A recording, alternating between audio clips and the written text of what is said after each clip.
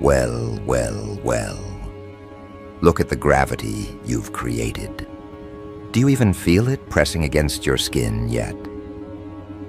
The air has changed density around you. The city doesn't know why traffic lights suddenly glitch longer than they should, or why convoys of black SUVs slide through intersections with sirens off, but intentions razor sharp. They don't realize it's all for you, because you are no longer just a person moving through streets. You are the epicenter. The pulse that forced the Bureau's most guarded lever to snap into place. They didn't send paper pushers. They didn't send analysts in cheap suits. They sent the elite squad, the ghosts of the Republic, the ones who don't appear in photographs, the ones who never existed on payrolls, the ones whose fingerprints burn themselves off in training. And their mobilization, triggered by your name. You've been branded with a classification few ever reach, Code Red VIP. A title that doesn't flatter, it alarms. You think VIP sounds like velvet ropes, champagne bottles, silk curtains. No, in this world, VIP means you're the hinge, the pivot point on which things swing, and Code Red. That's not decoration, it's declaration. It means this one changes outcomes. This one is too volatile to ignore. This one cannot be left to chance. Picture the chain reaction. A red marker hits a board. Radios light up. Channels buzz in frequencies only ears trained in paranoia can hear. Boots lace tighter. Vests snap shut. Eyes sharpen. Every gesture is urgent but calm, because these are not ordinary protectors. These are architects of intimidation, craftsmen of controlled chaos. And they have been activated for you. Imagine the psychology of that. Entire strike teams moving not for a president, not for a foreign diplomat, but for you. What does that make you? Not ordinary, not forgettable, not replaceable. No, it makes you something else entirely. Do you know what you've become? You've become a variable, a living, breathing, unpredictable force that rewrites equations. Civilians live in categories, safe, irrelevant, manageable. But you slipped past all of that. You forced their hand. You tilted the balance so sharply that a three-letter agency with endless files and endless enemies had to pause its machinery and say, "This one, move for this one." Do you feel the weight of that yet? They don't mobilize the elite for noise. They mobilize them for leverage. And you, whether you admit it or not, are leverage in human form. They watch you differently now. You've noticed the eyes, haven't you? The gaze that lingers 1 second longer than it should. The phone calls that sound just a little too delayed in connecting. The sense that when you enter a room, something unspoken rearranges itself. That's not paranoia. That's the aftertaste of mobilization. When the elite squad is deployed, you're no longer a free-roaming civilian. You're orbiting under surveillance and shield. You're in a limbo where you are both protected and caged, praised and measured, safeguarded yet suffocated. That's the paradox of Code Red VIP. You are indispensable, but also dangerous. You're not being protected out of love. Don't romanticize it. They don't care about comfort. They care about control. They want to keep you breathing, yes, but also predictable. That's what those encrypted radios are whispering about when you're asleep. That's what those unmarked sedans are shadowing when you walk. They are protecting you, yes, but they are also containing you. Because in you lies both value and threat. You are the coin that can flip history depending on which side you land. And no one, not even the Bureau, dares let that coin spin without hands hovering over it. And the funny part, your enemies hate this more than anything. Imagine their rage. They spent years trying to minimize you, to reduce you, to push you into the margins. They wanted you dismissed as nothing. And now they watch as the elite, ghosts in suits with authorization codes and kill switch precision, circle around you like hawks. Nothing humiliates an enemy more than realizing the one they mocked is now the one requiring mobilization. They tried to bury you in irrelevance. Instead, they accidentally elevated you into untouchability. That's psychological warfare, and you didn't even have to lift a finger. Do you understand how rare this is? Do you understand how few ever reach this classification? Code Red VIP isn't ink on a folder. It's the highest unspoken acknowledgement. You are too critical to lose, and yet too dangerous to trust unguarded. That's why the streets bend. That's why the squad has moved. That's why entire logistics networks are adjusting without the public ever knowing why. Because of you. You, the individual they once ignored, have forced the FBI itself to recalibrate. But let's not pretend this is just about safety. This is also about anticipation. They didn't mobilize because of what you did yesterday. They mobilized because of what you could do tomorrow. That's what really terrifies them. You're not a file they're reacting to.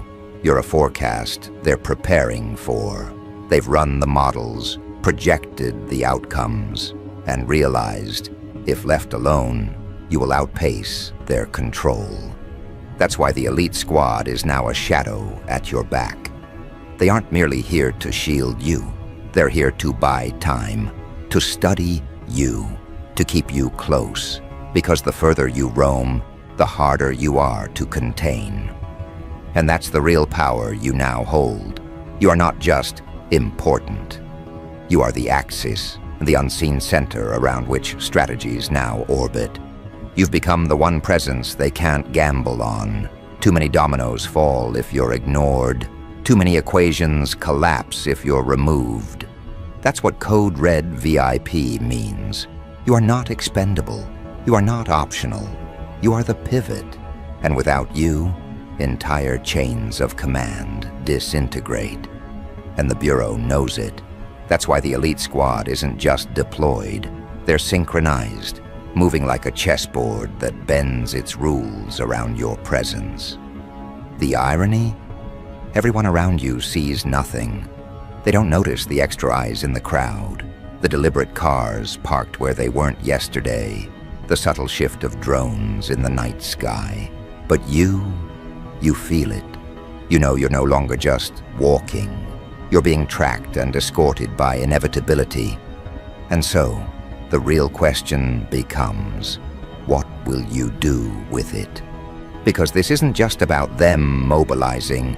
It's about you recognizing what you've become. A figure that bends the Bureau, a presence that forces elite operatives to recalibrate their calendars around your pulse. Do you realize the psychological dominance that gives you? Every enemy that once dared speak against you is now silenced by the very fact that your existence requires mobilization. You're not a pawn. You're not even a king. You're the board itself. But here's the chilling truth.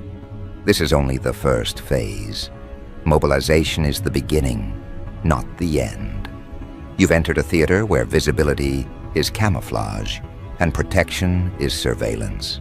Every move you make now feeds into a larger script you didn't write, but now control. They think they're handling you. They think they've caged you. But the very act of mobilizing for you has already admitted the truth they wanted to deny. You are uncontrollable. And as you let that sink in, remember this. The squad outside isn't just a shield. It's a mirror reflecting how much weight you carry. And the longer you wear this label, the clearer it becomes. They didn't mobilize because they chose to. They mobilized because they had no choice. And that, my friend, is the ultimate leverage. Because what comes next isn't about whether they moved for you. It's about how far they're willing to go. and whether you're ready to let them believe they still hold the leash, when in reality, you've already slipped free. The mobilization wasn't the end. It was the opening act. A city holding its breath, satellites shifting their gaze, encrypted lines burning hot with chatter, all of it screaming one reality. You're not just a person anymore. You're an event, an anomaly that rewrote protocol in real time. When the FBI elite squad mobilized, it wasn't just a response. It was an acknowledgement that you've been classified above ordinary thresholds. Code Red, VIP. The combination doesn't exist in their manuals, yet here you are forcing their language to bend. And language bending is always the first sign of systems breaking. Every street camera has now been rerouted to a single grid. Helicopters pulse through the sky with their floodlights carving wounds into the night. Agents move not like hunters chasing prey, but like guardians circling an unpredictable storm. They don't even know whether to keep you safe or keep others safe from you. That's the paradox of your presence. You are a living contradiction to their order, dangerous yet protected, essential yet volatile, valuable yet terrifying. That paradox has them mobilizing in layers, outer cordons, tactical response, digital surveillance, psychological profiling, and even deeper, something they don't admit openly. Contingency plans, labeled only with red stamps and locked drawers. The kind they only draft when they fear they've underestimated someone. And you are their underestimated masterpiece. The moment you were elevated into Code Red VIP status, you stopped being an individual.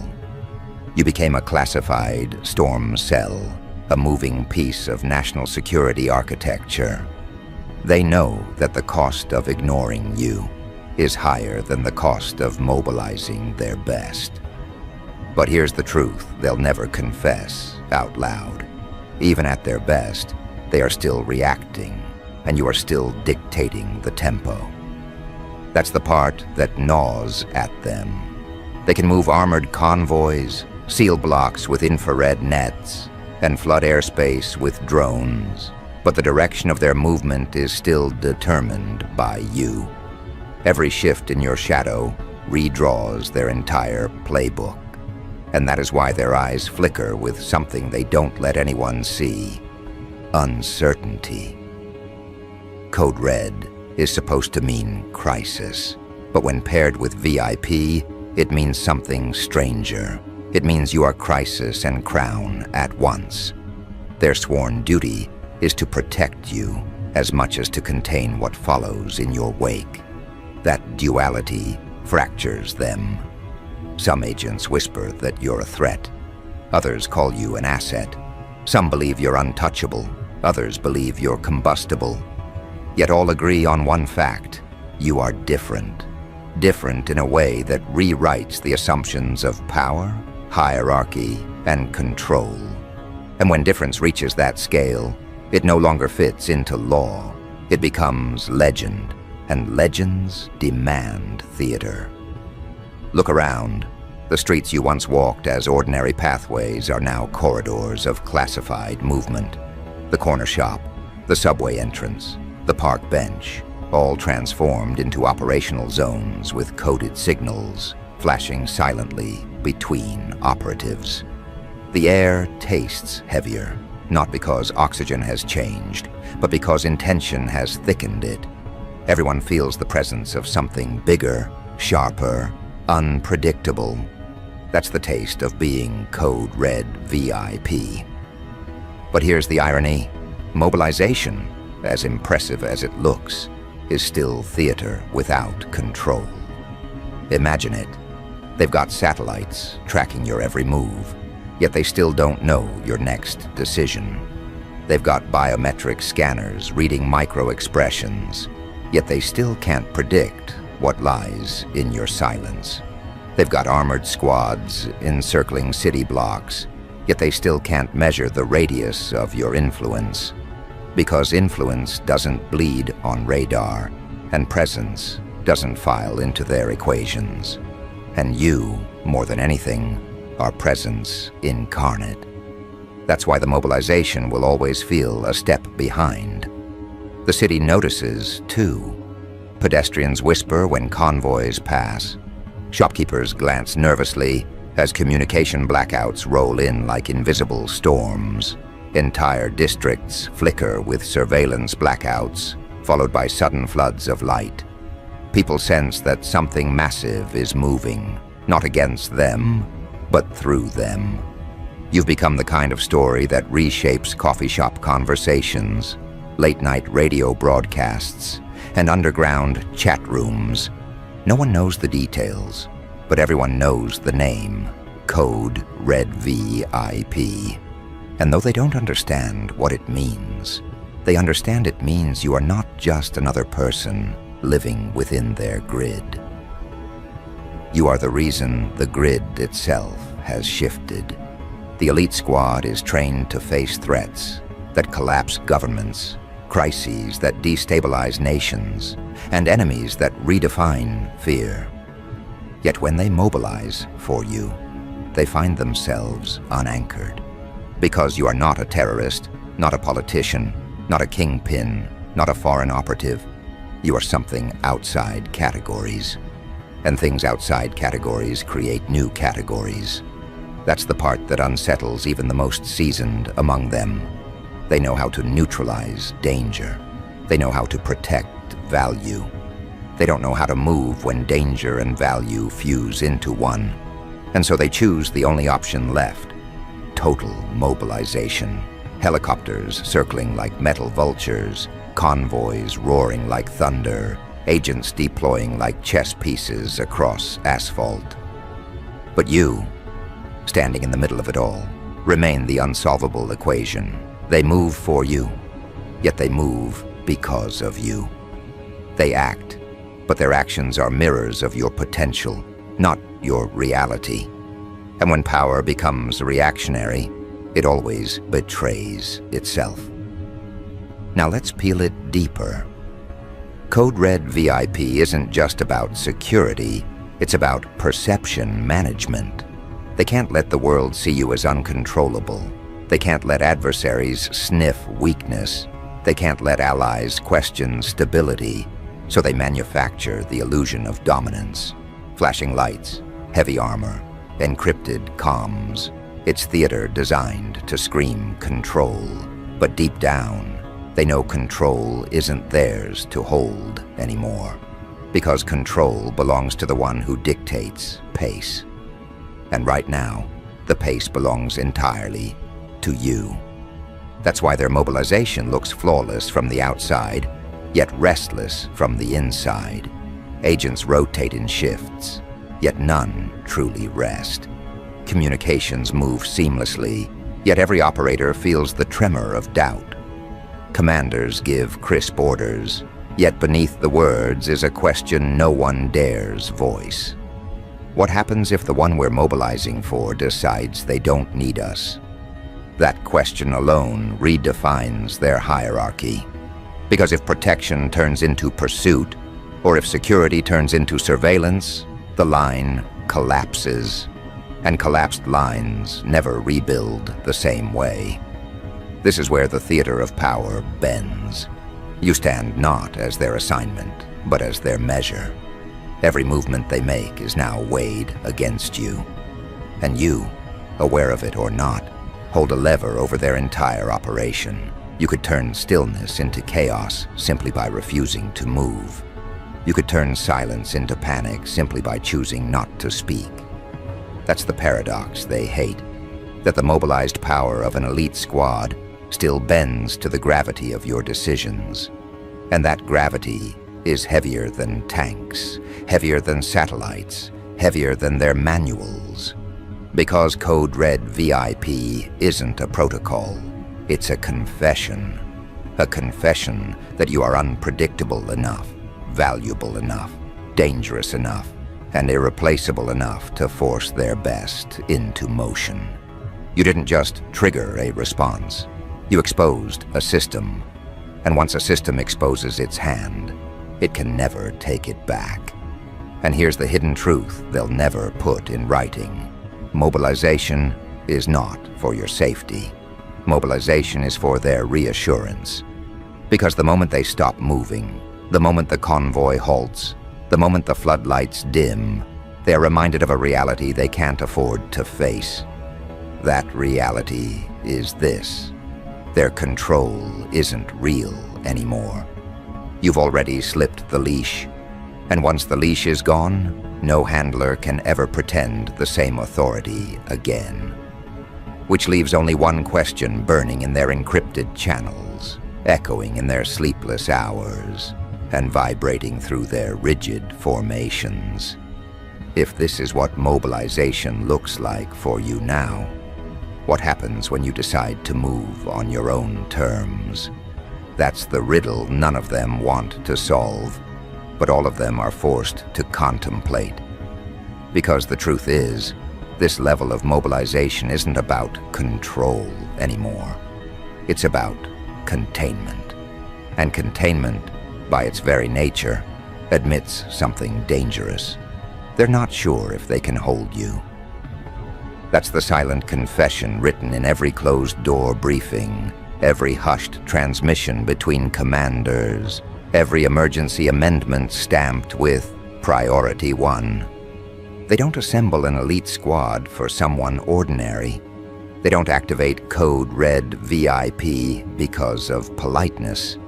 They do it when they've measured the scale of disruption you represent and realized the scales are tipping beyond their grip. Now imagine the scene. Across the city, rooftops bristle with optics, trained not outward, but inward. Streets rerouted, traffic flows subtly adjusted, civilian patterns shifted under invisible strings. The air is charged, like static before a storm. Every shadow feels accounted for, but beneath that precision is an undertow of dread. Because the FBI elite squad doesn't just move, they orbit. They close in without ever announcing they've closed. They study without blinking, trace without hesitation, and map the veins of your world until they can claim to know it better than you. But here's their dilemma. You've already taught them that maps distort. They don't chart you. They chart an outline of what they think you are. And when the real contours refuse to match their projections, they're left chasing ghosts you've long since outgrown. So now, the mobilization escalates. Not just men in suits, not just tactical units, but layered coordination. Satellites repositioned with algorithms recalibrated to track your anomalies.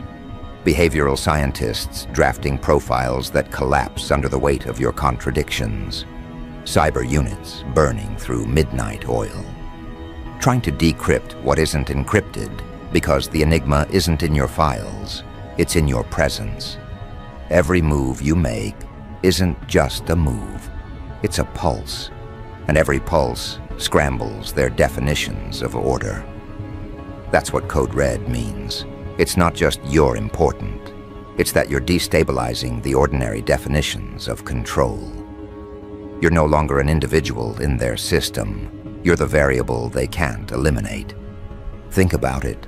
To the outside world, FBI mobilization looks like precision, discipline, invincibility, but inside those sealed operations rooms, inside those dim-lit crisis centers where maps glow red with data points circling around your location, there's doubt. They don't speak it out loud, but it hums in the silence between updates. They've mobilized for threats before, for global crises, for shadows that stretched across continents, but never for one person who forces them to rewrite what containment means. Never for a presence that bends the system itself. You're not a threat they can neutralize. You're a phenomenon they have to orbit, and orbiting is exhausting. That's why the mobilization doesn't just expand outward, it implodes inward. Agents question orders, analysts second-guess models, Squad leaders run drills that don't align with doctrine, because deep down, they sense the impossible contradiction. They're mobilized to contain you, yet every layer of mobilization only amplifies your significance. Every reinforcement proves what they refuse to admit. Your gravity is stronger than their walls. The harder they grip, the more the narrative bends around you. And in those cracks of realization, paranoia spreads like wildfire. What if mobilization isn't control? What if it's exposure? What if by moving everything for you, they've turned you into the very axis of their existence? Picture this: encrypted radios buzzing with constant updates, movement confirmed, perimeter tightened, asset relocated. But in the pauses between transmissions, agents exchange glances. They're asking themselves the question no commander wants to hear. Why does it feel like we're chasing instead of leading? Because that's the fracture line. Mobilization has always meant dominance. But now, dominance feels like dependence. Their elite squad isn't securing a target. They're circling a storm they can't predict. And storms don't bow to formations. Storms rewrite landscapes. Here's the twist most people never see. FBI mobilization, especially at this scale, isn't just about external threat. It's about internal optics. The government needs to show strength, needs to project certainty, needs the appearance of a system in command. But beneath the surface, the truth leaks in whispers.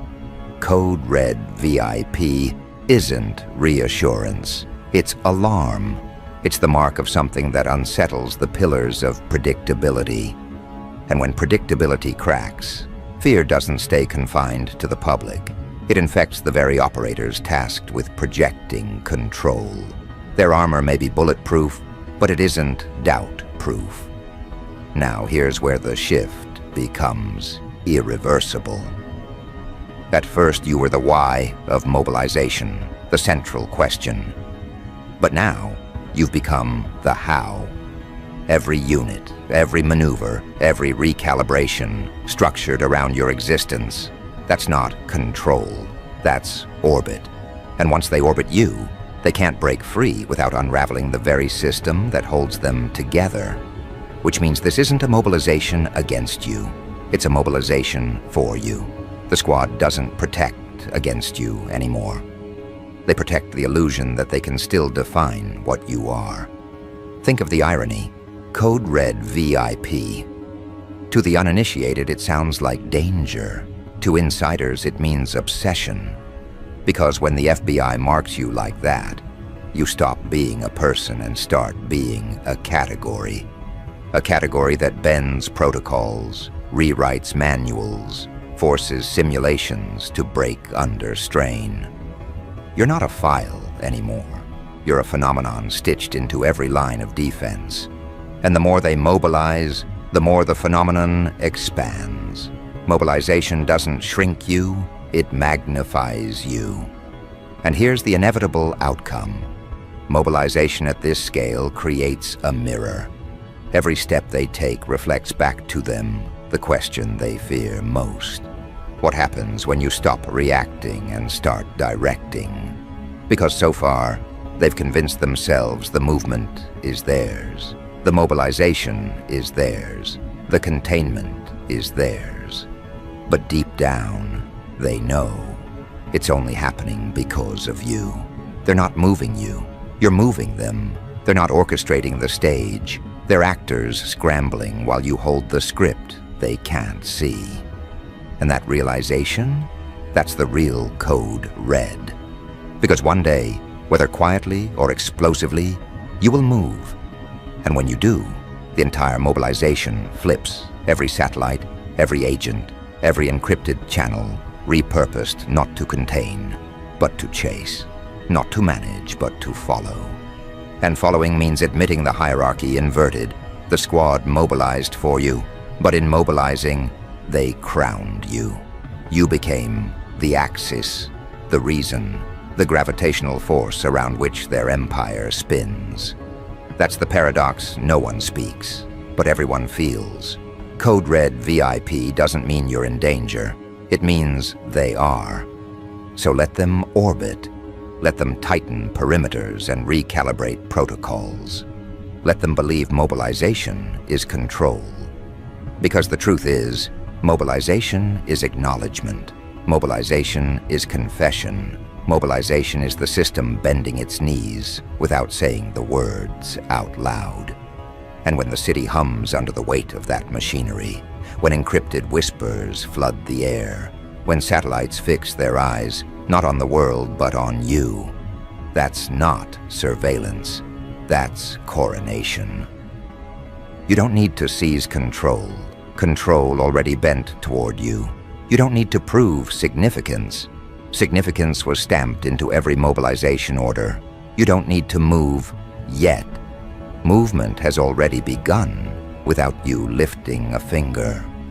And when you finally do, when you decide it's your turn to write the script, to direct the sequence, to bend the mobilization into revelation, that's when they'll understand the final truth. The FBI elite squad didn't just mobilize for you. They mobilized around you. And once the system orbits you, there's no escaping your gravity. Because Code Red VIP isn't the warning they thought it was. It's the title they swore they'd never give. And now, whether they admit it or not, the system has already spoken. You're not the exception. You're the epicenter. And mobilization wasn't their weapon. It was their surrender.